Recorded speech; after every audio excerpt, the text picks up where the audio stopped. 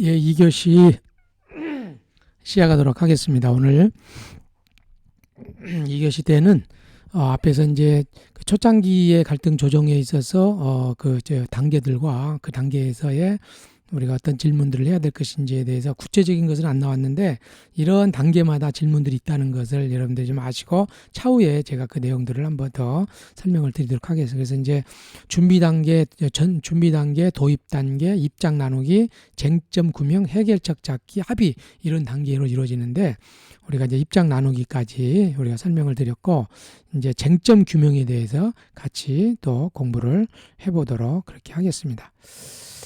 먼저 그 쟁점 규명을 한번 보면요. 입장을 서로 나눈 다음에 우리가 어떤 부분, 어떤 쟁점을 가지고 같이 이야기를 해야 되는가.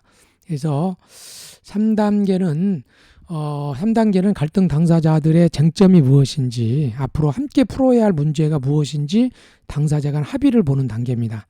어떤 문제 중에서 우리가 어떤 여러 가지 문제 있지만 그 중에서 우리가 풀어야 될 문제가 뭐냐, 이것이 쟁점이죠. 우선 당사자들이 갈등에 대해 공통적으로 인식하는 것과 서로 다르게 인식하는 것을 구분하여 정리하고 또 무엇을 중심으로 해결을 위한 논의를 해야 되는지 확인하는 단계를 거쳐야 되겠습니다. 이 과정에서 조정자는 당사자 각자의 이익 또 요구, 문제가 무엇인지 드러내고 함께 해결해야 할 쟁점이 무엇인지 명확하게 할 수 있도록 바꿔 말하기 질문을 통해 도와줘야 된다. 그래서 끊임없이 조정에서는 다양한 질문들이 있어야 된다는 거 여기서 구체적으로 보면요. 자, 그래서 여기서 이제 이익과 요구, 문제 중요하게 나왔는데요. 자, 당사자의 이익, 요구 등 많은 경우 숨겨져 있기 때문에 그것을 드러내도록 하는 질문은 쟁점 규명 단계에서 매우 중요한 조정자의 기술이다. 예를 들어서 우리가 풀어야 할 문제는 어떤 것인가요? 이런 거라든지 오늘 여기서 얻고자 하는 것이 무엇인가요? 또 다른 사람이 그 문제에 대해서 어떻게 이해하길 바라나요? 쟁점 부분에 대해서 이렇게 설명을 할 수 있겠습니다. 자, 그리고 나서 우리가 이제 쟁점 부분에서 이렇게 설명이 되면 조금 더 쟁점을 자세히 한번 알아보면요. 자세히 알아보면. 그래서 이 단계에서는 조정자는 서로의 공통의 기반을 찾는 노력을 해야 하고 조정자는 공통된 기반을 중심으로 요약, 바꿔 말하기를 통해 갈등 당사자들이 서로 원하는 것에 공통점을 느끼고 논의에 더 적극적으로 참여할 수 있게 해야 된다. 그래서 이제 그 중간중간에 요약해서 이야기를 해주고 그 다음에 바꿔 말하기, 그 비판적으로 이야기했을 경우에 욕구와 느낌 또 그 다음에 기대하는 것이 무엇인지를 이렇게 바꿔가지고 표현해주는, 그래서 바꿔 말하기를 통해서 갈등 당사자들이 서로 원하는 것에 공통점을 느끼고 논의에 더 적극적으로 할 수 있도록 해야 된다. 그래서 중요한 쟁점을 원하는 것이 무엇인지 그거에 대해서 쭉 쟁점을 규명을 합니다. 그러고 나면 그 다음 단계 해결책 단계로 가게 되겠습니다. 자, 해결책인 이 단계에서는 4단계의 목적은 갈등을 해결하기 위한 방안들을 찾는 것인데요. 분쟁의 근본적인 원인을 해소하고 당사자들이 받아들일 수 있는 해결책을 함께 모셔가는 겁니다. 많은 경우 해결책을 단계에서는 브레인스토밍, 아이디어와 판단을 분리해서 현실성이 없는 아이디어라도 평가하지 않고 먼저 가능한 한 아이디어를 내는 방법인데요. 브레인스토밍이라는 것은 뇌 폭풍이잖아요. 생각나는 대로 이야기를 해요. 그 다음에 그 중에서 좋은 것을 골라내는 것을 이야기를 하는데 판단 없이. 그래서 이 브레인스토밍은 당사자들의 창의성을 붙여두고 여러 가지 선택적 옵션을 만들어내는 방법이고요. 이 단계에서 당사자들은 문제를 해결하기 위한 다양한 가능한 해결책이 있을 수 있다는 가능성에 대해 이렇게 알게 되는 중요한 측면이 있겠습니다. 그래서 이 해결책을 쭉 모색을 해보야 되겠습니다. 그 다음에 해결책을 모색해서 마지막에 이제 합의 단계를 거치게 되겠습니다.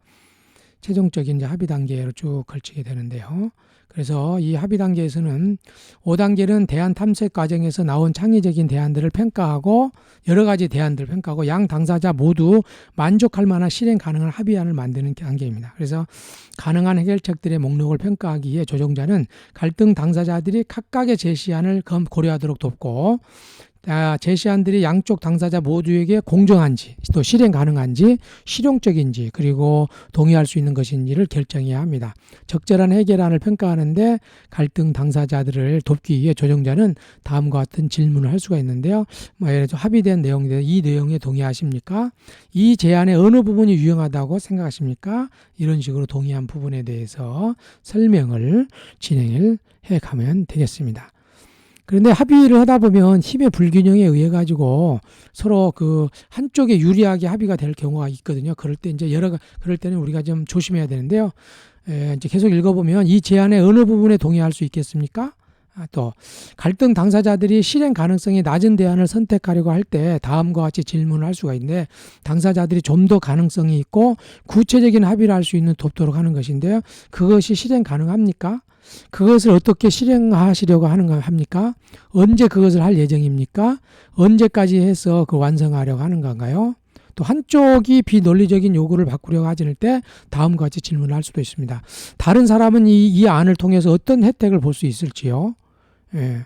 그러니까 너무 비논리적으로 했을 경우에 굉장히 지혜로운 질문이죠. 다른 사람은 이 안을 통해서 어떤 혜택을 볼 수 있는지요? 이 내용이 그 쟁점에 대한 다른 사람들의 요구를 어떻게 다른 사람들의 요구를 어떻게 만족시킬 수 있습니까? 이렇게 물어보는 거죠. 비논리적으로 만약 했을 때 이런 질문들이 합의된 부분에서 우리가 문제를 해결할 수 있는 질문으로 던질 수 있겠습니다. 그리고 토론자 모두가 다른 사람의 요구에 동의하지 않으면 다음과 같은 질문을 할 수 있습니다. 그러니까 어떤 부분에 대해서 해결안이 나왔는데 다 동의하지 않아. 이럴 때는 이 합의 부분에 어떤 부분에 반대하냐. 보통 사람들이 어떤 합의안이 나오면은 그 합의안 전체를 반대하기보다도 전체 그 안에 뭔가를 세부적인 걸 반대하는 경우가 있거든요. 그때 이 합의안에 어떤 부분에 반대하십니까? 이 내용에 대해 왜 하고 싶지 않는지 그 이유를 좀 더 구체적으로 말씀해 주시겠습니까? 이렇게 질문할 수 있겠습니다. 당신이 기꺼이 할 수 있도록 추가하고 싶은 내용이 있습니까? 또 이렇게 물어볼 수도 있고요. 그래서 당신이 기꺼이 할 수 있도록 추가할 수 있는 내용이 있느냐, 마음에 안 드실 경우는 또 그래서 질문을 그래서 이제 조정이라는 것은 실은 다양한 질문을 해결할 수 있는 다양한 질문을 가지고 있어야 된다. 저는 이제 심리치료도 마찬가지라고 그러거든요.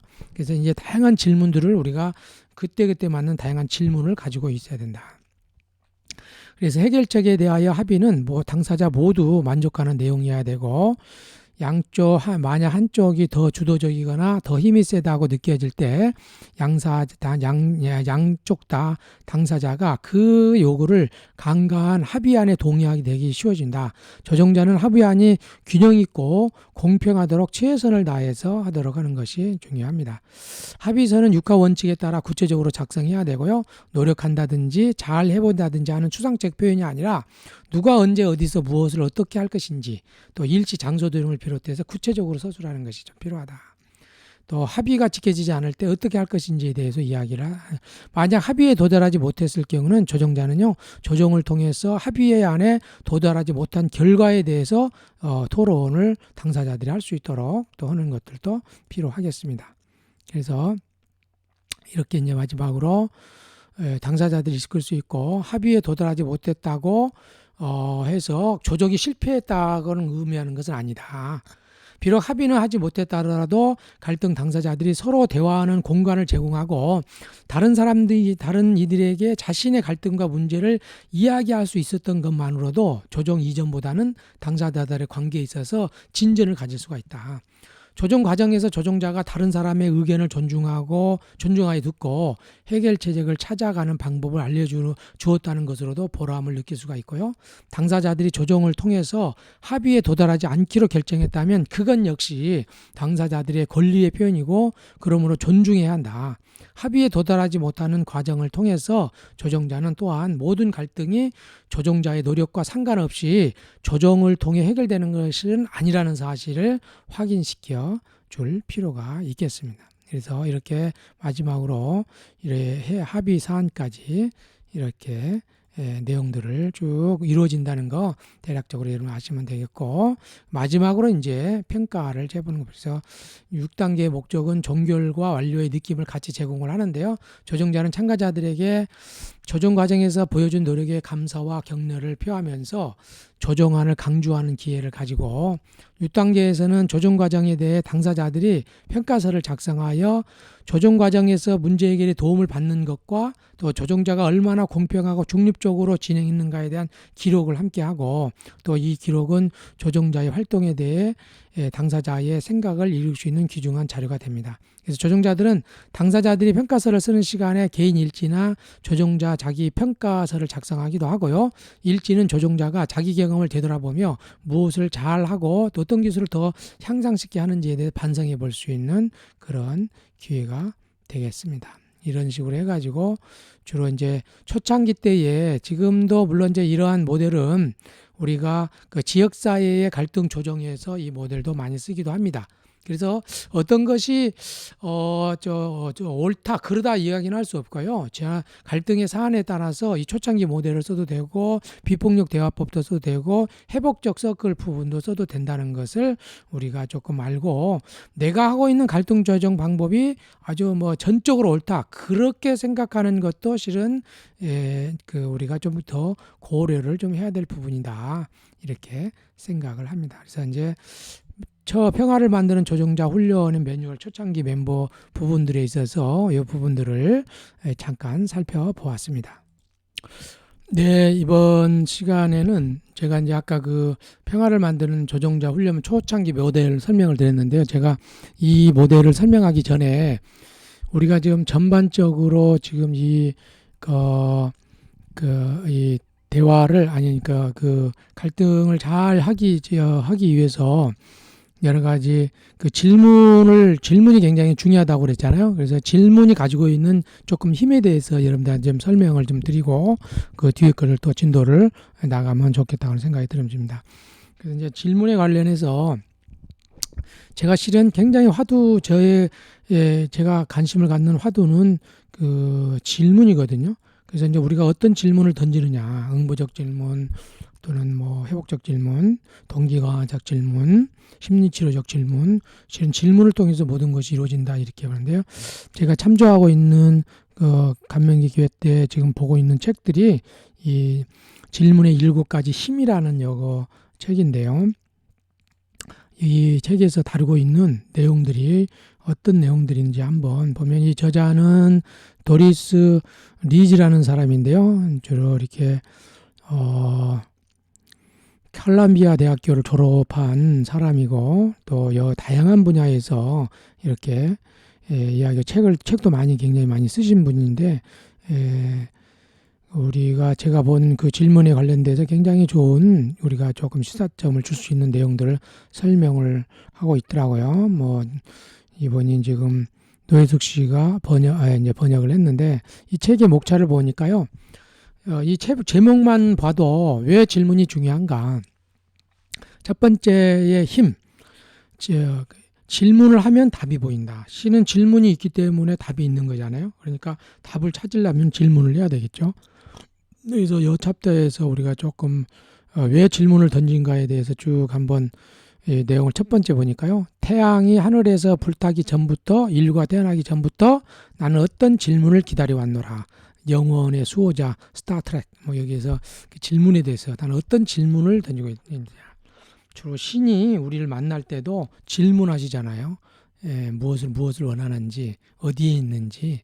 그래서 이제 이 질문이라는 것이 굉장히 중요한 힘이 있는 것이다. 그 다음에 이제 질문하면 답이 보인다. 그래서 이런 내용들이 책에 있더라고요. 태초에 하나님은 산 위에서 모세를 만나 11계명을 전달할 예정이었다. 그런데 시간이 늦어져 서두르다가 그만 섭 하나를 떨어뜨려 산상조각을 냈다. 하나님은 모세에게 나머지 계명을 주었다. 물론 모세는 10계명으로만 만족했다. 그런데 하나님은 어떤 계율이 빠졌는지 궁금했다. 그는 조심조심 부서진 섭반의 조각들을 주어 맞춰보았다. 11번째 계명은 무엇이었을까? 질문하라. 그리고 거기에 답하라. 조금 더 이제 신학적으로 꼭 읽은 건 아니지만 굉장히 우리가 한국 사람이 질문을 잘 못하잖아요. 그죠? 뭐 질문하라. 그리고 거기에 답하라. 내 자신한테도 질문하고 상대에다 질문하는데 힘이 되고 회복적인 질문들, 해결 중심적인 질문들, 동기가 강화되는 질문들, 이런 질문들을 바로 질문에서부터 인생의 답이 나온다. 이렇게 이 책에서 설명을 하고 있습니다. 질문은 생각을 자극한다. 그렇죠. 생각이라는 것은 질문하고 답하는 과정이 생각이라고 할 수가 있습니다. 정보를 얻기 위해서는 두 가지 방법밖에 없다. 보고 읽는 것과 질문하고 듣는 것이다. 남한테 질문하고 듣기도 하고 자기 자신한테 질문하고 듣기도 하고.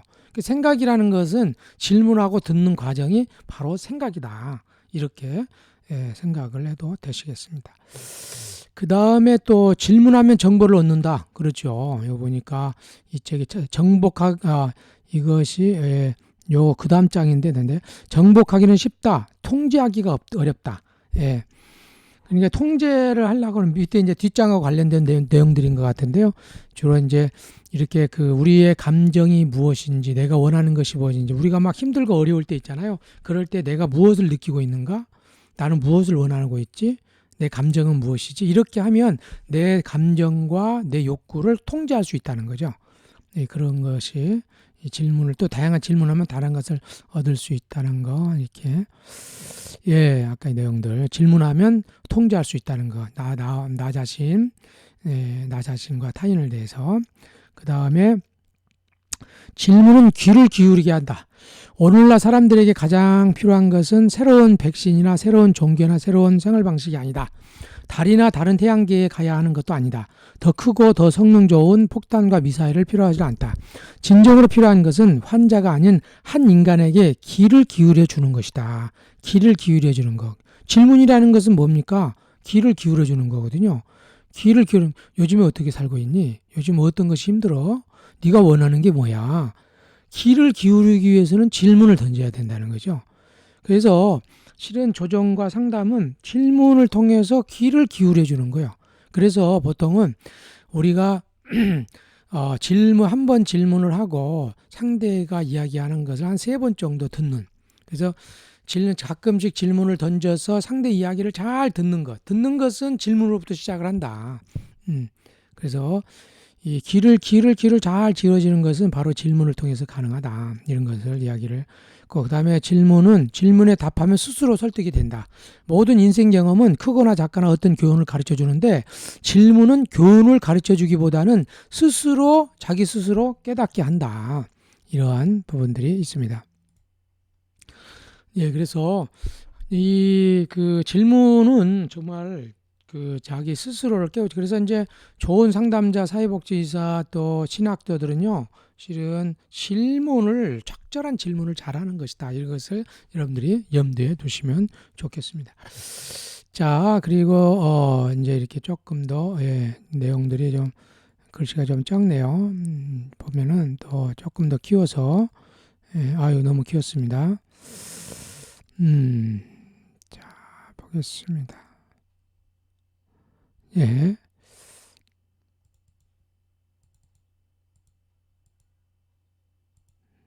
그 다음에 이제 어떤 질문은 조직을 변화시키기도 한다. 조직은 어떤 물건을 팔고 이끌고 생각하기 위해서는 질문은 그래서 질문이 없는 조직은 죽은 조직이죠. 자꾸 질문하고 그것을 고민하고 또 직원들이 질문할 수 있도록 생각할 수 있도록 직원들이 생각하도록 만들기 위해서는 단순히 명령을 내리기보다는 두뇌 훈련을 시켜야 된다. 다른 말로 질문을 해줘야 된다. 우리가 이 문제에 대해서 오늘 이러한 현실에서 우리가 어떻게 하면 이 문제를 해결할 수 있을까요? 이렇게 하는 거하고 이 문제 해결해 이런 거하고 다르겠죠. 보통 너무 우리나라 사회는 지시적인 측면들이 많이 좀 강조가 좀 되고 있는데요. 우리 사회가 조금 더 이렇게 조금 뭐라고 할까요? 이렇게 질문으로 대화를 할 수 있는, 그래서 생각할 수 있는 방향으로 가는 것들이 좀 중요하겠다 생각이 들어집니다. 자, 그 다음에 또 우리가 다시 자 보면은 그 다음에 이제 가족의 결속력을 다지는 질문도 있다. 가족의 결속력을 다지는 질문. 과연 어떤 내용들일까요? 한번 내용들을 한번 보면요. 가족을 달성력을 다지는 챕터에서는 사람이 태어나서 어떤 사람을 만나고 어떤 일을 겪는지는 주로 의사소통을 어떻게 하느냐에 달려있다. 가족 안에서 어떤 질문이 오가느냐, 회복적 질문을 하느냐, 동기강화적 질문을 하느냐, 생명을 살리는 질문을 하느냐, 사람을 죽이는 질문을 하느냐, 왜 그따구로 살아? 내가 왜 네가 정말 그렇게 해가지고 뭐 대학 가겠어? 등등등등 굉장히 좌절시키는 질문을 하는 거죠. 그래서 가족이라는 것이 이 질문을 통해서 결속력이 다져질 수도 있고 아닐 수도 있다. 이 책에 대해서. 그다음에 질문은 재발견 호기심을 되찾기도 하는데요. 여기다 보니까 만일 내가 아이들을 축복하는 착한 요정에게 힘을 쓸 수 있다면 이 세상 모든 아이들에게 평생 유지할 경이감을 선물해 주라고 부탁하겠다. 후일에 지루함과 삭막함을 느끼지 않도록 인위적인 일들에 헛되이 사로잡히지 않도록 우리가 가진 힘의 근원에 멀어지지 않도록 하겠다. 이런 말들도 기록이 되어 있네요. 자, 그 다음에 생각을 자극하는 질문 7가지. 한 50가지만 설명을 하고 있네요. 그래서 여기 한번 요 내용도 재밌어서 한번 제가 이제 올려봤는데요. 성서에서 욥이 하나님께 묻습니다. 왜 제게 이러시는 겁니까? 그러자 하나님은 네가 세상을 만든 자냐? 네가 전지전능한 자냐? 어떻게 감히 이 모든 것을 이해할 수 있다고 생각하느냐고 대답한다. 성서에 나오는 이 구절이 자주 이용하는 이유는 그 대답뿐 아니라 질문의 힘 때문이다. 한 동료는 언젠가 나에게 욥이 고난을 겪은 후에 140까지 행복하고 번영할 수 있는 것은 질문을 할 수 있었기 때문이라고 말한 적이 있다. 사람들이 모두 좀 더 발전할 수 있는 이유는 신을 향해 소리치며 왜 나를? 이라고 말할 수 있기 때문이다. 결국 질문을 통해 자기 자신을 표현하면 구원을 받을 수 있다 하고 아마 메투 게바르츠라는 그 라비가 이러한 질문의 힘에 대해서 이야기를 했더라고요. 이것도 굉장히 상당히 인간의 구원에 있어서의 질문의 힘이라는 게 하나님께 던지는 질문이 정말 귀중한 것이다 하는 것들을 알 수가 있겠죠. 그래서 여기서 조금 시간이 좀 됐는데요. 이게 여기 중요하게 던지는 질문 요거 있는데 이것은 두 번째 시간에 조금 더 세 번째 시간에 조금 더 알아보도록 그렇게 하겠습니다.